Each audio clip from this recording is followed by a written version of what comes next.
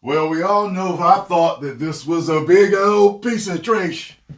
Let's see what the drinker thinks. I banned like over 100 people yesterday. And I'm not exaggerating. I banned over 100 people.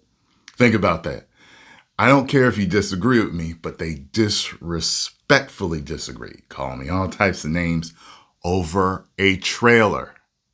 Isn't this, for you psychology experts out there, isn't that some type of mental illness? Some type of sick, twisted, misplaced admiration for me? It's like almost a twisted worship. They look up to me so much. They love my entertainment so much. But as soon as I don't like what they like, all of a sudden I'm everything in the book and everything they hope this happens and that happens. I'm this name and I'm that. Like, that's sick, isn't it? Because in normal conversation, that doesn't happen. Like amongst friends or even a group of strangers that are talking about something. Like if one doesn't like something, like, oh, you didn't like it? Yeah, I loved it, man. And like, you know what I'm saying? Like, it's just, like I've been to Comic-Con amongst all the nerds and geeks. And it's like, we can all have a conversation, but it's weird. It's like, it's this underlying sickness with them where their anuses start bleeding, their pussies hurt.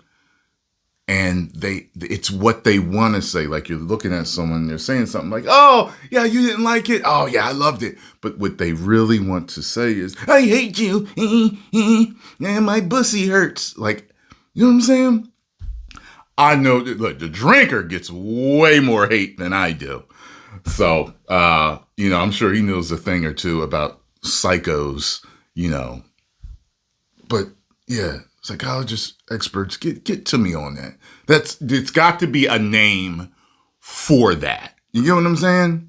All right, let's check this out. Go over to the drinker, subscribe, and tell them Tyrone Magnus sent you. It's tough to think of a more quintessential group of superheroes than the Fantastic Four, with their disparate sets of powers and abilities balanced against their interpersonal dramas and rivalries. Look at this. A quintessential group of superheroes than the... People were talking about how small the Thing is. Then I looked it up on Google and they said he's like 6 foot, but 500 pounds, something like that. But I know he's definitely drawn... bigger son. I don't know, but there's not a nitpick with me. My thing was, even though he was comic accurate, something about him looked off. It must have been how they did the CGI, how they animated him. Something was off. Just because something's comic accurate doesn't mean you should do it. Just because something's comic accurate doesn't mean you did it right. You understand that? Fantastic Four, with their disparate sets of powers and abilities balanced against their interpersonal dramas and rivalries, their iconic blue uniforms, and the equally he's shorter there, so they were pitted against. Okay. As Marvel's first family, they really do epitomize that classic. Yeah, because they said that Mr. Fantastic is taller than him. So, okay. It's just, I think, with different iterations of how different artists drew him, some have made him huge like the Hulk. Even though I think he's always been smaller than the Hulk. Because the Hulk has grown over time. The Hulk has grown over time. 1960s comic book era of optimism, progress, and confidence. So it's kind of weird that Hollywood has made such a complete mess of bringing them to the big screen. From the cheesy Roger Corman movie in the 90s that was made purely to retain the rights to the characters, without telling any of the actors, by the way, to the Tim Story movies from the 2000s that couldn't seem to decide if they wanted to be cool, serious, and edgy, or goofy, disposable popcorn flicks, and so tried to do both at the same time with predictable results. Not to mention the most baffling interpretation of Galactus that the human mind could possibly conceive. What the hell is even that? Tragically, but also unintentionally hilarious. And I liked both of those movies. The first one was the best, of course, but I enjoyed both of those movies. So, yeah, there's that. I'd rather watch them than watch this after seeing this trailer. As Fant Four Stick from 2015, a misguided attempt to turn the bright and optimistic superhero team into some dark and edgy story of body horror and psychological trauma made by a man who openly professed to hate in comic book movies and who was, by all accounts, such an incompetent bellend on set that someone else had to finish his own movie for him. And in the 10 years since the Fant Four Stick debacle, he's made a grand total of one movie, which sucked. All of this is to say that the Fantastic Four kind of failed to ride the whole cinematic superhero It's comic wave. accurate too, correct? Doesn't mean it looks great. It doesn't matter.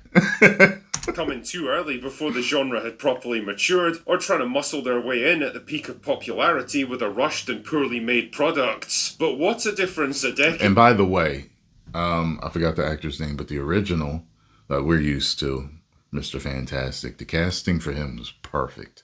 I mean, he looks just like him. He's better than even, how do you say his name, Shazinski? You know what I mean? He's better than him as far as how he looks. And a major corporate acquisition makes. And now here we are. The Fantastic Four have come back to Marvel after... Johnny, by the way, looks weird with that blonde hair. A lot of people were saying that. I noticed it, but I just didn't say anything. I was trying to take it all in as I was watching. More than 30 years in the wilderness. Ironically enough, they might actually be facing the opposite problem now, finally figuring out how to make the IP work on the big screen, only to realise they're 10 years too late. The wave has passed and people just aren't that interested anymore. But why do people... Well, listen, whatever. But, like, I mean, never mind. I miss Jessica Alba a lot. I'll come back to that one later. Believe that. Anyway, all this bullshit brings me to the first teaser trailer for the new Fantastic Four movie, First Steps. Because this is the first step towards rebuilding the MCU, I guess. So what do I actually think about it? Well, I kind of like it. Really? For a start, it's set in an alternate 19... Told you, some people liked it, some people didn't. You don't see me harassing him over it. 60s style retro futuristic universe, because I guess Marvel aren't quite ready to admit that the whole multiverse thing was their worst idea since trying to build Captain Marvel as the new... See, now I disagree with that. I don't think it was their worst idea. The problem is they brought it in with all the wokeness, which totally soiled and it dirtified it, wokeified it. It destroyed their storytelling for these different things that they were implementing at the time. Wokeness destroyed it. So I don't think that multiverse was bad. We've been dealing with multiverse for a long time in the comics, and it's worked for a long time. There are good storylines, bad storylines. Just got to do it right, but the wokeness destroyed it. New face of the MCU. You know, I wonder what the hell Brie Larson's even up to these days. Yeah, I heard that they were trying to kind of bait her into answering certain questions, and she ain't down with it no more. Just like, no, you're not going to bait me into that. She's staying away. She's like, Rachel Zegler has the crown right now. I will bow out and let her have that light. Oh, okay. Good luck with that one, Brie. See? Allow the film to avoid all the MCU baggage and the expectations and the ridiculously convoluted storylines that have bogged down every major project in recent years. It feels like kind of a fresh start somehow, like the entire IP is going back to its roots. But his voice. I noticed it. It's another thing. I was taking it in, but I was looking at him more than anything. That's why you heard me say, well, he's comic accurate. Yeah, but something's off with how he looks. His voice is horrible. A whole lot of people were saying he was too soft, and they were using other words, saying that's they think they're going to do with him. I don't know.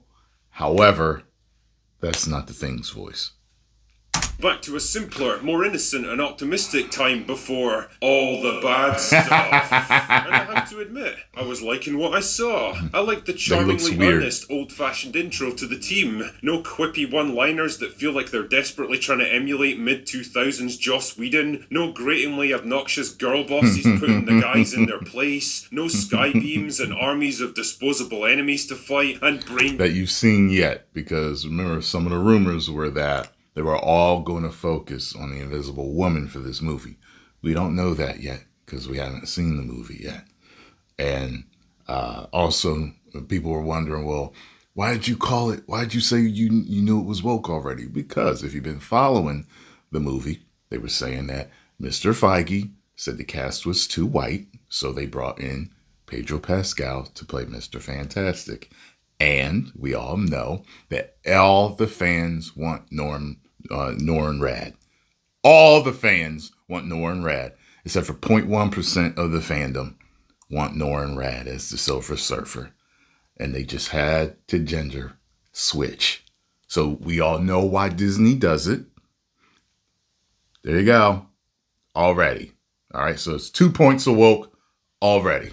And they're going to lose points on their review for that with me.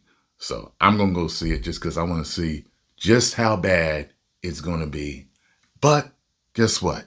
Maybe it'll be a situation like, because majority of the time, I'm never wrong. Transformers 1. That first trailer, but see, here's the thing. The first trailer I didn't like, and they got hell of a backlash for that. Not just from me, but from tons of the fandom. Didn't like that first trailer.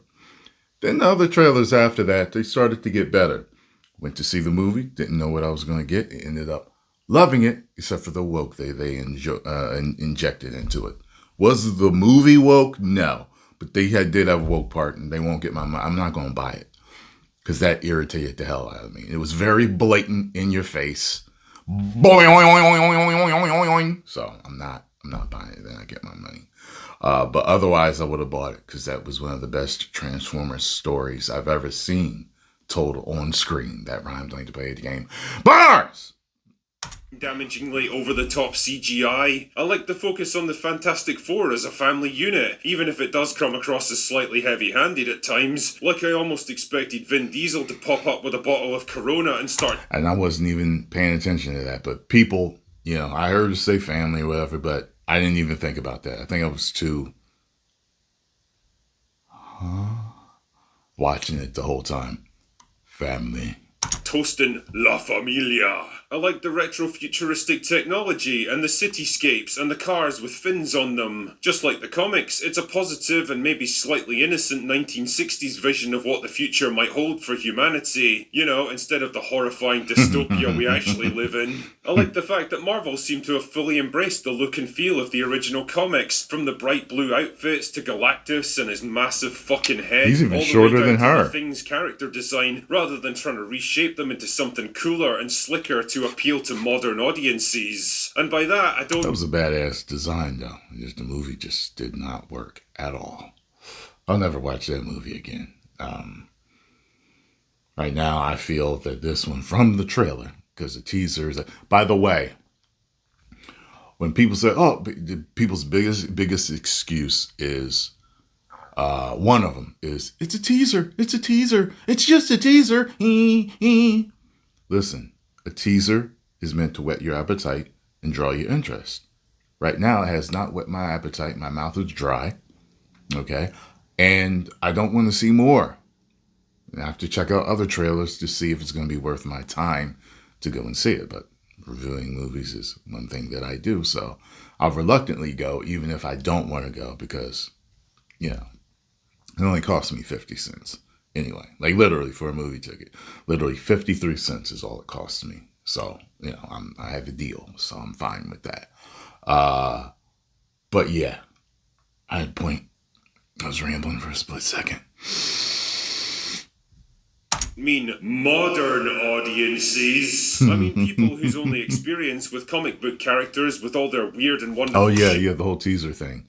You can judge on a teaser. It's what it's meant to do. It's meant to advertise the product and get you interested. I'm telling you, their teaser didn't work on me. There you go. And if I were to judge from a teaser, if the movie's going to be good, I think it's going to be bad. Understand that? Okay, but when a great teaser comes out and we love it, y'all have nothing to say. No one's in the comments saying, it's just a teaser, always moving the goalpost. Always moving the goalpost because you want us to like it so much. Stop depending on us, so much. You can like it, that's fine. But we don't have to like it if we don't want to. And it can be vice versa. I don't see you commenting, I didn't like it. Oh no, people aren't liking it. So why does that happen to you? Shapes and sizes and outlandish designs is whatever sanitized, toned down, focus tested corporate sludge that Marvel decided to shit out in recent years. These are all positive changes. I don't know if any of them will actually carry over to the final movie, but for the time being at least, it does give me some kind of hope that maybe Marvel are learning from past mistakes. Not a great plan. That being said, there are a few minor things about this teaser that jumped out at me, and not in a good way, like when you jump out from a closet wearing a hockey mask while your significant other is passing by at the top of the stairs, and then come up with a completely plausible explanation for why they tripped and fell to their death. The first issue is the casting. Sue Storm in the comics is supposed to be in like her mid-20s, and even the Josh Trank version adhered to that. While Vanessa Kirby is 38 years old now, and no offense to her, but well, she definitely looks it. I can't say I was... You know, they should have got Sydney Sweeney. Look, listen, I got a lot of white dudes that follow me, okay? A lot of black dudes too. But I can tell who's commenting. And white guys love Sydney Sweeney. Y'all love her. I think she's hot. She has something going on, something with her eyes. I can't put my finger on it. I don't know what it is, but there's something strange in her eyes when I look at her eyes. But if they had gotten Sydney Sweeney, the floodgates would have broken. The levees would have broken to go see this movie. Okay? Because she's hot. Like Jessica Alba hot. Y'all coming from that, you got to do as good or better. You know what I'm saying? Even Margot Robbie, I think, would have worked as the Invisible Woman. She's okay for me. She doesn't, work for me. But maybe she'll end up being great. Maybe she'll end up being fantastic. Was exactly loving this dialogue from The Thing either. Like, considering how much time the teaser devotes to it, I kept thinking it was building to some absolutely killer payoff. But nope. I want to add a couple cloves of garlic. Not because it's not delicious, I just want to add a little bit of zip. In fact, I'm not even sure if the movie thinks it's supposed to be funny, or if it's just meant to be some chill slice of life segment for the four. Either way, it felt kind of tedious. Have you noticed how they have been softening, though? Like the hard characters, like the Hulk, like Kratos in gaming. He's become softer. He wasn't really like that in the first God of War that they, was the, I guess, soft reboot. The second one, I was like, why is he so soft in this? This is not Kratos. Don't give me some in-story reason why. There's always a way to explain it away, but I think I know why. They've been trying to soften us up anyway. They did it with Hulk. They did it with Kratos. They're doing it with him probably. You can tell he doesn't have that gruffness to him that we're used to when we think of as him. And they've done it to other characters too, in media, so... And didn't really tell me much about anyone involved, and so I kept wondering, why is this even in the trailer? It's become a meme at this point that any new high-profile... So I think they want us to marvel at the Thing, people, because he's the most special effects heavy character in I know. No, there's just Johnny too, but people are curious to see how you're going to animate the Thing, more so than Johnny, because he's just a giant flame, pretty much. But, I think that's why they focused on him so much.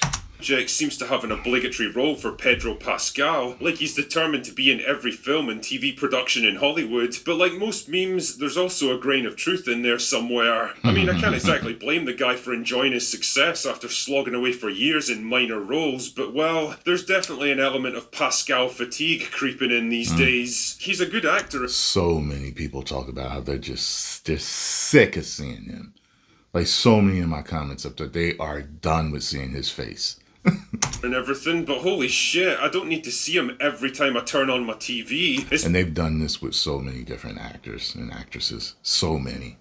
They did it with Margot Robbie, they did it with The Rock, they did it with Kevin Hart, they're doing it with him. They do it with a lot of different people that and they make them burn. It's like they're moving and they make them burn white hot. They're in everything to the point where you're like, yo, I'm getting tired of actually seeing them. I love them to death. It's like, I love French fries, but after I'm eating it every day, there's going to be a point where I want some pizza, I want some steak, I want something else, I want a salad, I want some grapes. You know what I mean? Especially in roles he's not really suited to. Just like Vanessa Kirby, he's a little too old to be playing Reed Richards at 49, but on the plus side, I think a slightly geeky character like this fits his sensibilities better than trying to market him as some rugged, grizzled, tough guy. I actually think he worked better as Joel than he does as Reed. Absolutely. In terms of the movie's box office prospects, I have absolutely no idea with this one. It's definitely being built up as the centerpiece of Marvel's lineup this year. Oh, by the way, if you go look at it's their trailer has more likes than dislikes, but I don't really ever trust that anymore with how technology is these days. You found out like with the Superman trailer that they were also counting all the ads that they put out and stuff like that. But it's got more likes and dislikes, and that's a good thing for them. However, majority rule doesn't matter when it comes to your own likes. Okay, the movie's subjective, so I can like it, you don't like it, and we're both correct.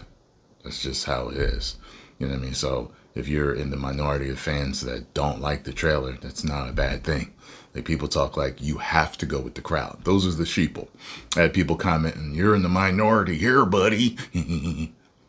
So you're one of the sheep that love it, and I have to go along with you. Is that what you're saying?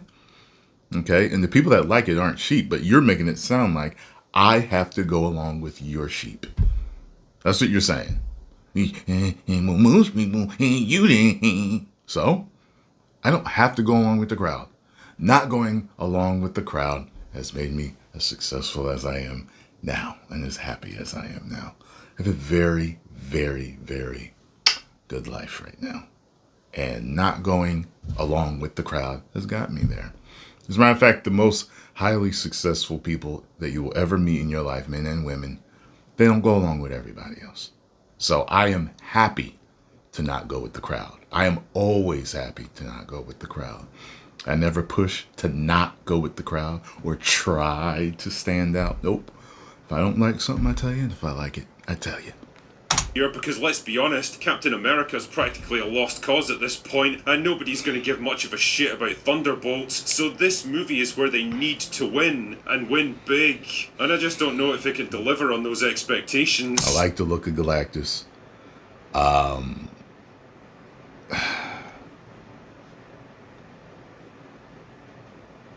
Yeah, just like I said when I watched it, nothing else was working for me.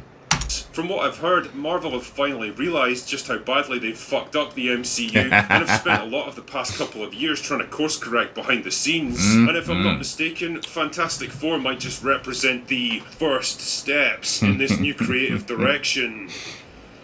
Right. That's nice and all, but I can't help wondering if there's going to be enough of an audience left to appreciate it. That's right. Even the most die-hard Marvel fan would have to admit the franchise isn't exactly the cultural and financial juggernaut that it used to be. And aside from Deadpool and Wolverine, it's been churning out. Yeah, people tell me I've changed over the years. I haven't changed. My media that I watch has changed. The movies have changed. Comic books have changed. Video games have changed. TV series have changed. They've all changed. The majority went woke, went broke, start doing garbage entertainment. So I was happy when I was reacting to other stuff because they were good trailers. Now they're bad trailers and effed up series, effed up movies, effed up video games, effed up comic books. Get it? You started feeding me garbage, and when I went, you don't like that? Of course not. It's garbage. Why would I like garbage if you're trying to feed me garbage? All right? Give me some of that filet mignon you used to serve back in the day. Remember that, Marvel? Remember that? mostly flops and underperformers for years. Add to this a growing boredom with formulaic, cookie-cutter superhero movies, and you've got all the ingredients for a film that isn't going to be nearly as big a deal as Marvel are trying to make it, especially when it's going more or less head-to-head with another major superhero movie from DC, a film that's likely to cannibalize a lot of its audience. I don't know, man. I don't really want this one to fail, because if it does represent a change of creative direction for Marvel... At this point, I don't care if it fails. I'm becoming indifferent with Marvel. I already told you that, but because I didn't finish Agatha Harkness. That's the most recent one I can think of. Oh, I watched the first 2 episodes of Your Friendly Neighborhood Spider-Man, woke as hell. Down the drain with that, and I'm not watching anymore. I didn't even do a reaction to it. It wasn't worth it. I just sat there the whole time. Like, so... Marvel, then I'd like to see that change pay off. But at the same time, I'm not convinced it's going to be the start of a new golden age for the genre either. No, I'm not Marvel either. are gambling big time on this one, and right now, I don't particularly like their chances. Anyway, that's all I've got for today. Go away now. Yeah. I'm at the point now with media the way it is. It's like, I'll go back to the beginning. I'll start reviewing movies from black and white. All the way back, all the greatest. I'll start going back to see movies I've never seen before. I'll do reviews on them.